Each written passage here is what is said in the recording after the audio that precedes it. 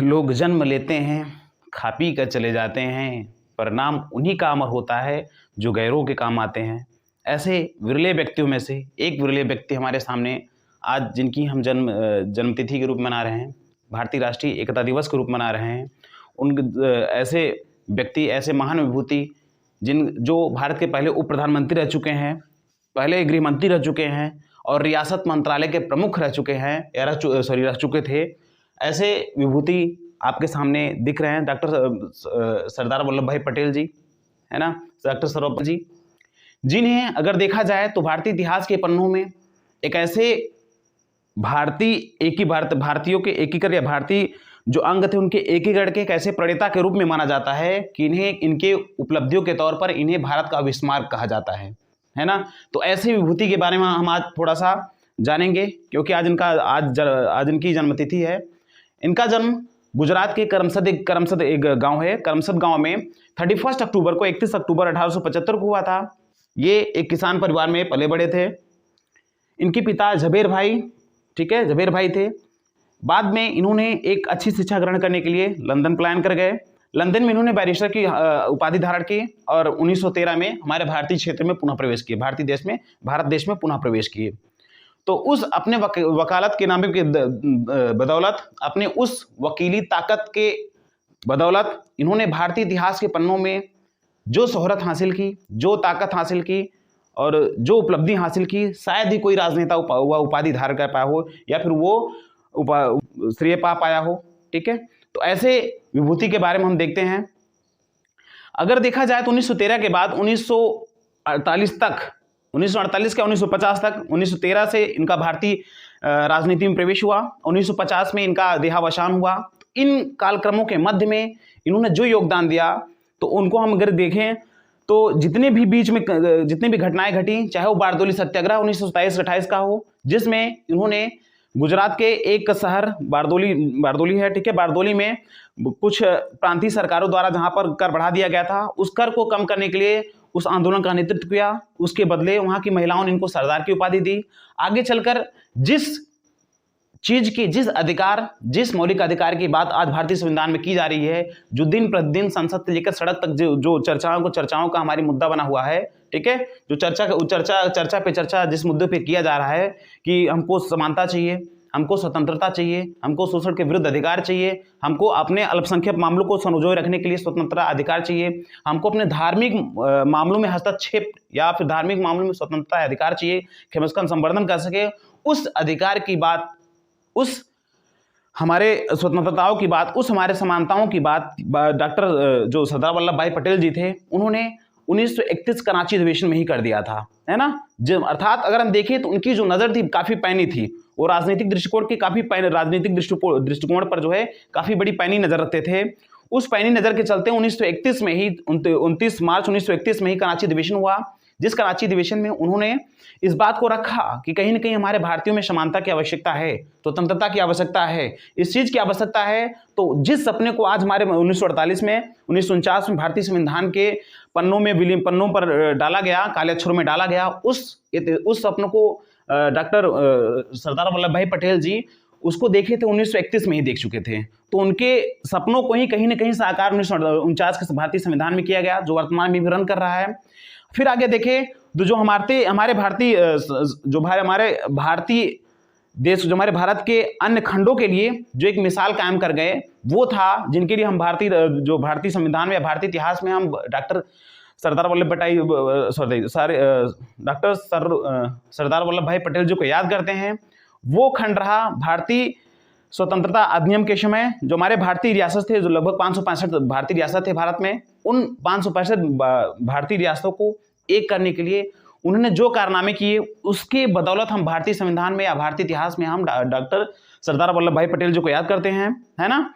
तो उसमें हम देखते हैं कि जब भारत का बंटवारा हुआ, तो बंटवारा होने से पूर्व ही, ठीक है, बंटवारा होने से पूर्व ही, मतलब भारत जब 2 टुकड़ों में बटा, भारत और पाकिस्तान, तो भारत और पाकिस्तान के विभाजन के पूर्व ही हमारे भारत में लगभग 565 देशी रियासतें थी। उस 565 देशी रियासतों में माना जाता है कि अंग्रेजों की ये चाहत थी, अंग्रेजों की ये सोच थी कि भारत को हम सिर्फ 2 टुकड़ों में नहीं बल्कि 565 टुकड़ों में बांट दें।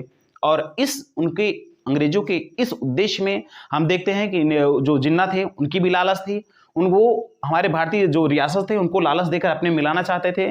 वहीं दूसरी तरफ हम देखा जाए तो उस समय महात्मा गांधी जी के सामने एक बहुत बड़ी एक समस्या खड़ी हुई थी, बहुत बड़ी एक समस्या खड़ी थी, ठीक है। जिस एक तरफ समस्या उनकी खड़ी थी, दूसरी तरफ अगर देखा जाए तो निदान का कोई स्पष्टीकरण नहीं था, निदान का कोई रास्ता नहीं दिख रहा था। तो ऐसे में भारतीय इतिहास का एक पर्दे का अंत होता है, एक पर्दा गिरता है और दूसरा पर्दा उठता है, और उस पर्दे से निकलते हैं डॉक्टर सरदार वल्लभ भाई पटेल जी। उन्होंने भारतीय रियासतों के एकीकरण में जो काम किया वो हम एक एक चरणों में देखते हैं।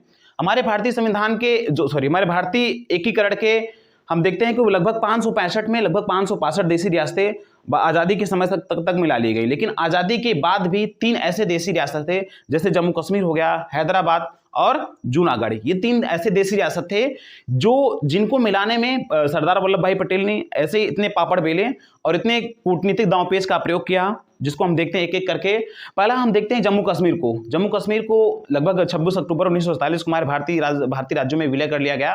तो जम्मू जो कश्मीर है वो जब पहले आंग्ल मराठा युद्ध हुआ था, ठीक है, प्रथम आंग्ल मराठा के दौरान जम्मू कश्मीर को अंग्रेजों ने अपने अधिकार में कर लिया था। उस अंग्रेजों से हमारे जम्मू कश्मीर के एक महाराजा थे राजा गुलाब सिंह ने अंग्रेजों से ही जो जम्मू कश्मीर उसको जम्मू कश्मीर को खरीदने के बाद उन्होंने इस क्षेत्र पर अपना कब्जा फैला, अपना विस्तार किया। बाद में आज़ादी के समय हम देखते हैं तो यहाँ के महाराजा हरि सिंह थे। हरि सिंह के समय क्योंकि आज़ादी हो चुकी, भारत और पाकिस्तान का निर्माण हो चुका था, भारत एक स्वतंत्र राष्ट्र बन चुका था।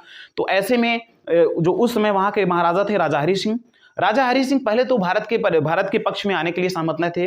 उनका मानना था कि हम स्वतंत्र स्थिति में रहेंगे या फिर पाकिस्तान की तरफ जाएंगे। उनका झुकाव अधिकांशतः पाकिस्तान की तरफ दिखा। तो उस समय पाकिस्तानियों ने अपने कबायली सेनाओं की मदद से, कबायली कुछ जनजाति थे उनकी मदद से जो जम्मू कश्मीर पर हमला किया, उनके 2/3 हिस्सों को अपने क्षेत्र में शामिल कर लिया। जब 2/3 हिस्सों को अपने क्षेत्र में शामिल कर लिया तो बचा हुआ 1/3 हिस्सा अब राजा हरि सिंह को लगा कि अब 1/3 जो हिस्सा बचा वो भी चला जाएगा इनके हिस्से में। तो वो क्या किए कि दौड़ते हुए भागते हुए सीधा हमारे डॉक्टर सरदार वल्लभ भाई पटेल जी के पास आए, और डॉक्टर वल्लभ भाई पटेल जी ने कहा कि ठीक है, हम हिंदुस्तान तो मैंने जो है जम्मू कश्मीर को हिंदुस्तान में तो मिलाएंगे, लेकिन उसको मिलाने से पूर्व सबसे पहले हम उसको हिंदुस्तान का एक अहम हिस्सा बनाएंगे, और कबायलियों को तो जरूर खेदेंगे लेकिन खेदने से पूर्व हम जम्मू कश्मीर को जो है हिंदुस्तान का एक अहम हिस्सा बनाएंगे, ठीक है। उस हिस्सों को भारतीय क्षेत्रों में शामिल करने के लिए 26 अक्टूबर 1947 को दिल्ली में एक विलय पत्र पर हस्ताक्षर किया गया। उस विलय पत्र के जो उपस्थित थे डॉक्टर सरदार वल्लभ भाई पटेल जी, शेख अब्दुल्ला, महाराजा हरि सिंह और पंडित जवाहरलाल नेहरू, इन चारों लोगों के समक्ष जो है दिल्ली में एक विलय पत्र पर हस्ताक्षर हुआ। 26 अक्टूबर वह दिन था, 26 अक्टूबर 1947 को भारतीय प्रदेश में जम्मू कश्मीर को शामिल कर लिया गया। उसके बाद सरदार वल्लभ भाई पटेल जी के आदेश पर हमारे जो हिंद स्वराज की जो सेना थी, हिंद सेना थी, वो कबायलियों पर आक्रमण करना शुरू कर दी, और कबायली के जो है दांत खट्टे होते चले गए, वो पीछे भागते चले गए। तो लगभग हमारे जो हिंद सेना थी वो लगभग 2/3 हिस्सों पर जब कब्जा कर ली तो 1/3 हिस्सा मात्र बचा, क्योंकि उल्टा हो गया। अब 2/3 हिस्सों पर हमारे भारतीय सेनाओं ने कब्जा कर लिया तो 1/3 हिस्सा बचा, ठीक है। लेकिन वो 1/3 हिस्सा भारत का हिस्सा बने, इसी बीच में भारत ने एक बड़ी भूल कर दी। उसमें प्रधानमंत्री के तौर पर हम देखें तो हम किसी राजनेता की उसमें बुराई तो नहीं कर सकते, अधिकार भी नहीं है हमारा, लेकिन फिर भी हम कह सकते हैं पंडित जवाहरलाल नेहरू जैसी एक बड़ी भूल हो गई, बहुत भारी भूल हो गई। उन्होंने इस मुद्दा को, इस घर के मुद्दे को ले जाकर के अंतर्राष्ट्रीय मुद्दा बना दिया, और उस अंतर्राष्ट्रीय मुद्दे में यूएनओ के इसको परिप्रेक्ष्य में लाया गया, यूएनओ के समक्ष मुद्दा लाया गया। तो उस मुद्दे को यूएनओ ने संघर्ष और विराम की स्थिति का आदेश दिया, ऐलान कर दिया। तो उस संघर्ष विराम की स्थिति में कुछ ऐसी घटना की कि संघर्ष विराम की स्थिति होने की वजह से जो आज का जो पीओके है, क्योंकि जहां पर हमारे भारतीय सेना जहां तक पहुंची थी उस तरफ का हिस्सा भारत का, और जो पहुंची थी वहां पर एक लाइन खिंच गया, और उस तरफ का हिस्सा जो है एलओसी, मतलब वहां पर एक लाइन खिंच गई जिसको हम लाइन ऑफ कंट्रोल कहते हैं। लाइन ऑफ कंट्रोल के ऊपर का जो हिस्सा था वो पीओके कहलाया, और जो नीचे का हिस्सा था वो भारतीय क्षेत्र में शामिल था, जो आज भी हमारे दिल में, हमारे हर भारतीय के दिल में एक कसमकस बनी रहती है। क्योंकि कहा जाता है कि ये जब्र भी देखा है तारीख के नजारों ने, कि लम्हों ने खता की और सदियों ने सजा पाई। तो उस भारी भूल की गलती हम देखते हैं कि आज भी हम भुगत रहे हैं, कहीं ना कहीं हमारे सैनिक जो है आज भी उस चीज़ को भुगत रहे हैं। तो इस तरह से हम भारतीय क्षेत्र को अपने को जो जम्मू कश्मीर है अपने जो भारतीय क्षेत्र में विलय कर लिए। अब दूसरा हम चलते हैं, दूसरा जो एक अहम मुद्दा, जो अहम एक देसी रियासत था, वो देसी रियासत था जूनागढ़। जूनागढ़ में बॉबी राजवंश का मतलब स्थापना था। उस समय शेर खान वहाँ का शासक था, उस समय नहीं मतलब प्राचीन काल में उसी के द्वारा बॉबी वंश स्थापित किया गया शेर खान द्वारा। बाद में चल करके वहाँ एक शासक जो स्थापित हुआ जो आज़ादी के समय तक रहा, जिसको महावत खान के नाम से जानते हैं। घटना कुछ इस प्रकार घटी कि जो जूनागढ़ राष्ट्र है, जूनागढ़ जो है वर्तमान में क्या पहले भी सौराष्ट्र का एक हिस्सा था। सौराष्ट्र के हिस्से अब वो लगता तो भारत के करीब ही है, जनसांख्यिकी और क्षेत्रफल के दृष्टिकोण से वो भारत के करीब था, लेकिन फिर भी जूनागढ़ जो महावत खान था वो कहीं न कहीं पाकिस्तान के साथ विलय को चाहता था, जबकि वहाँ की जनता भारत के साथ विलय को चाहती थी। ठीक है, तो वो पाकिस्तान से मिलना चाहता था। उस मिलने के क्रम में वह पाकिस्तान से मदद लेने के लिए, पाकिस्तान के सेना से पाकिस्तान से मदद लेने के लिए पाकिस्तान चला गया। तो उस समय उसका जो दीवान था शाहनवाज भुट्टो उसका नाम था। तो शाहनवाज भुट्टो ने भारतीय जो सरदार वल्लभ भाई पटेल जी को अपने उस जूनागढ़ क्षेत्र में हस्तक्षेप करने का जो है निमंत्रण दिया, और उस हस्तक्षेप के क्रम में हमारी भारतीय सेनाओं ने उस क्षेत्र को कब्जा कर लिया। ठीक है, तो वो भी इस तरह से हमारे भारतीय क्षेत्र का हिस्सा बन गया। बाद में चलकर एक तीसरा राज्य एक ऐसा फिर उभरा जिसको हम हैदराबाद के नाम से जानते हैं। हैदराबाद में निजाम शाही वंश की स्थापना सबसे पहले थी। बाद में क्योंकि जो है निजाम शाही वंश था उसको निजाम शाह मुल्क ने स्थापित किया था। बाद में जब भारत के आज़ादी के समय, जब भारत का 2 बंटवारा हुआ, तो उस आज़ादी के समय वहाँ का जो शासक था उस्मान अली था। उस्मान अली वो भी न तो भारत के पक्ष में आना चाहता था और ना ही पाकिस्तान के पक्ष में जाना चाहता था।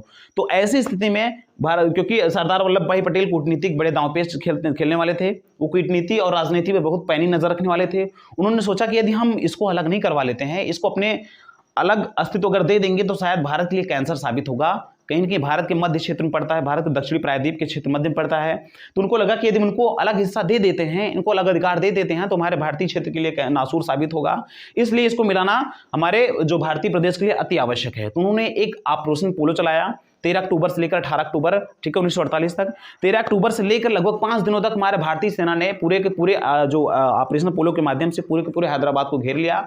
उस हैदराबाद को जब घेर लिया तो मजबूर होकर 18 अक्टूबर 1948 को वहाँ के जो उस्मान अली थे उन्होंने सरदार वल्लभ भाई पटेल के समक्ष अपने घुटने टेक दिए, और जब घुटने टेक दिए तो उन्होंने भी जो है इस पर विलय पत्र पर उन्होंने भी हस्ताक्षर कर दिया।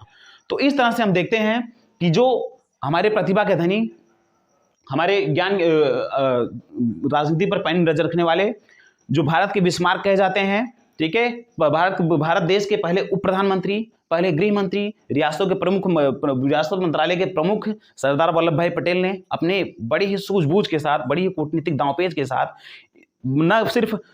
न सिर्फ तीन ही को मिलाया, बल्कि पूरे के पूरे 565 देसी रियासतों को अपने भारतीय क्षेत्र में सहूलियत से शामिल कर लिया। और देखा जाए तो लगभग 564 देसी रियासतों को मिलाने में इन्होंने कहीं भी लगभग अहिंसा का सहारा नहीं लिया। ठीक है, हिंसा का सहारा नहीं लिया। लास्ट एक ही ऑपरेशन पोलो के माध्यम से माना जाता है कि थोड़ा सा इन्होंने एक हिंसा का सहारा लिया, जो भी वाजिब भी था, जायज भी था और जरूरी भी था। तो इन्होंने लास्ट में ऑपरेशन पोलो के माध्यम से हैदराबाद पर थोड़ा सा हिंसा दिखाई, ठीक है, हिंसा दिखाई। बाकी जितने विदेशी रियासत है सबको हिंसा के माध्यम से शामिल कर लिया। तो इस तरह से आज हम सरदार वल्लभ भाई पटेल जी के इस इनके जन्मदिन पर इनको ढेर सारी श्रद्धांजलि अर्पित करते हैं। ठीक है, तो आज हम इनके कार्यों को याद करते हुए, भारतीय इतिहास में जो भी पन्ने इनके परिप्रेक्ष्य में शामिल किए गए उनको याद करते हुए, जो भी हमारे इतिहासकारों ने हमें बताया उनको याद करते हुए आज हम इनको श्रद्धांजलि अर्पित करते हैं। ठीक है, तो आप लगे रहिए इस चैनल के साथ। हम मिलेंगे फिर अगले वीडियो में, तब तक के लिए धन्यवाद।